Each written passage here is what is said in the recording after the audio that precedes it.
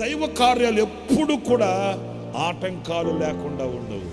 ఆటంకాలు వస్తాయి, కానీ దైవ ప్రణాళిక నెరవేరకపోదు. దైవ ప్రణాళిక నిరర్థకం కాదు. దైవ ప్రణాళిక నిష్ఫలము కాదు. మనకు ఒకటే సింబల్, ఒకటే గుర్తు, ఒకటే మనకు సూచన. అదేంటంటే ఆటంకాలు వచ్చాయంటే ఆటంకాలు వెనుక ఆశీర్వాదం దాగి ఉంది. ఇక ఆశీర్వాదాలు నా వంతు. ఆశీర్వదించబడే సమయం వచ్చింది.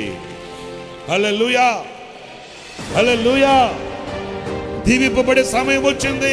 ఈ ఆటంకాల మధ్య, ఈ అవరోధాల మధ్య, ఈ అభ్యంతరాల మధ్య అడుగులు నేర్చుకుంటే, ఆకాశం వైపు కనులెత్తగలిగితే, ఆశ్చర్యకరుడిని నువ్వు అడగగలిగితే, ప్రార్థించి మొరపెట్టి ఆయనను పరిశీలించి వెతకగలిగితే, ఆయన నీ ఎడల వాంఛించిన వర్షాన్ని మోపైన వర్షంగా కురిపిస్తాడు.